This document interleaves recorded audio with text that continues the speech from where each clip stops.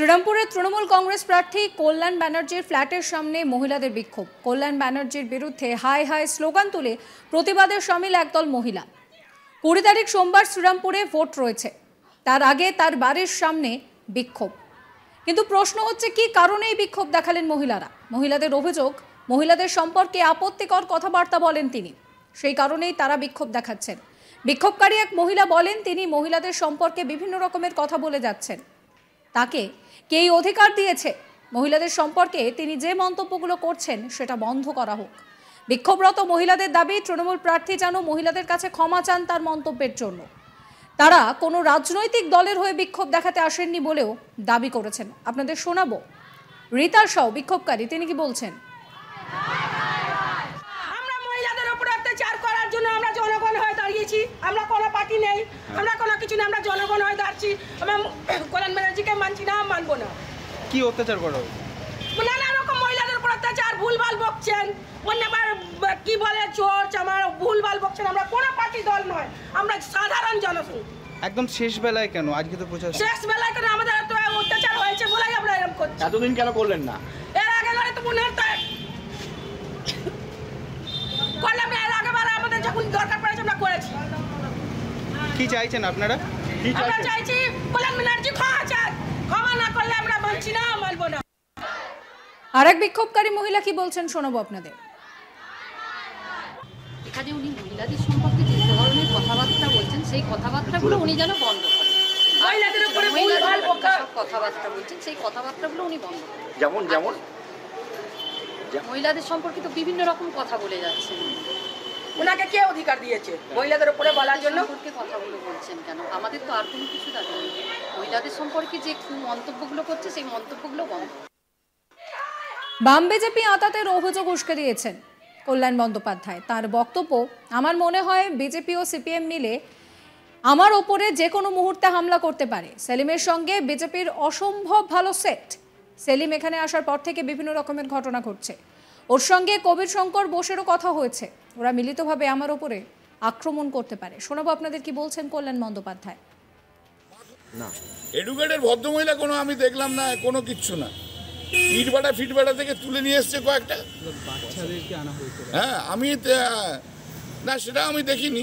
ইটবাটা ফিটবাটা থেকে তুলে নিয়ে এসছে, আমি জানি না কোথা থেকে কাকে পয়সা দিয়ে তুলে নিয়ে এসছে, পয়সা দিয়ে কাকে তুলে নিয়ে এসছে। তবে ওটা মাখলার বিজেপির সভানেত্রী।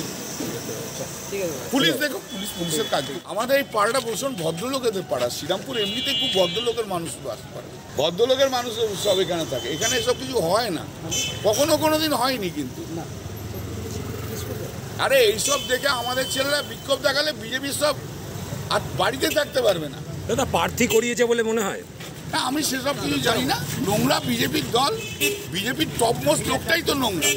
নরেন্দ্র মোদীর মানসিকতাই তো নোংরা, অমিত শাহের মানসিকতাই তো নোংরা।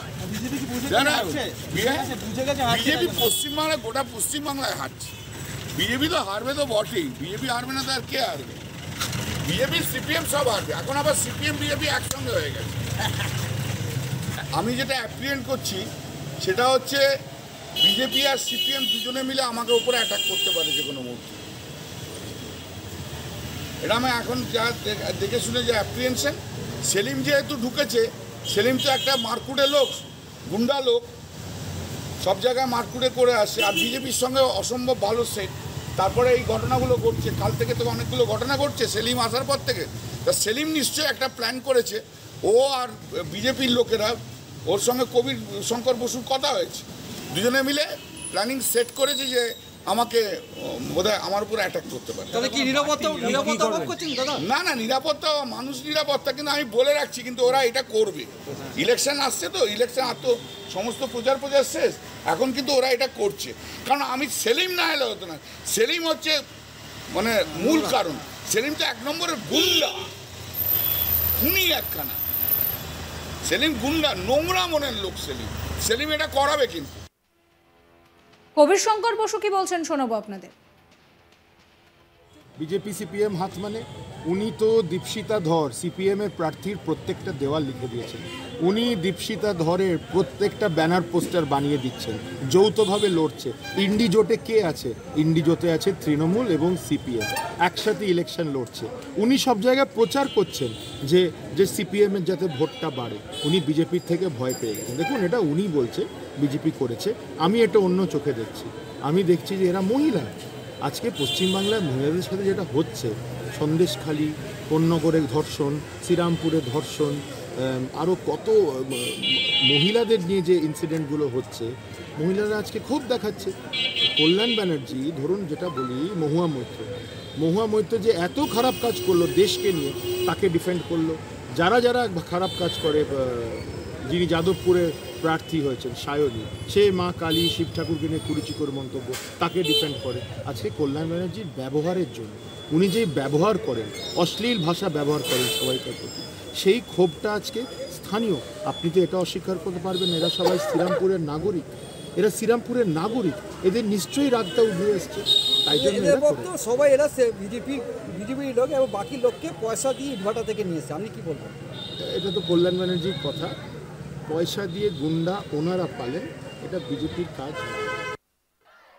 এই নিয়ে আমার কলিগ ভোলানাথ শাহর একটি রিপোর্ট দেখাবো।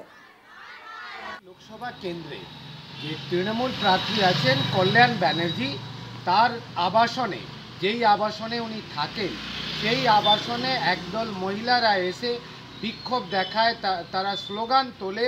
তাদের অভিযোগ যে কল্যাণ ব্যানার্জি মহিলাদের সঙ্গে বাজে ব্যবহার করেন, তৃণমূল নেতা কর্মী, ইভেন স্থানীয় মানুষদের সঙ্গে বাজে ব্যবহার করেন। এই ঘটনাকে কেন্দ্র করে উত্তাল রাজনীতি শ্রীরামপুর লোকসভা কেন্দ্রে। অভিযোগ এবং পাল্টা অভিযোগ, তৃণমূল পক্ষে অভিযোগ করা হয় এই ঘটনা পুরোপুরি যেন পরিকল্পিত। বিজেপি তরফে নিজেদের কর্মী এবং ভাড়ার মহিলাদের এনে কল্যাণ ব্যানার্জিকে মেলাইন করার প্রচেষ্টা চালানো হয়।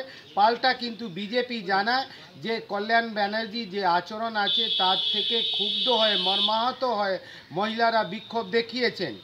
কল্যাণ ব্যানার্জি অভিযোগ করেন যে বিজেপি আর তৃণমূল দুজন জোট বেঁধেছে ওনার বিরুদ্ধে, তারা ওনার বিরুদ্ধে পার্সোনাল অ্যাট্যাকও শুরু করে দিয়েছে। আগামী দিনে লোকসভা নির্বাচনের দিনে ওনার ওপর কোনো অ্যাট্যাক হতে পারে, তিনি সরাসরি। সাবস্ক্রাইব করবেন আজ তাক বাংলার ইউটিউব চ্যানেলকে, ফলো করবেন হোয়াটসঅ্যাপ চ্যানেলও।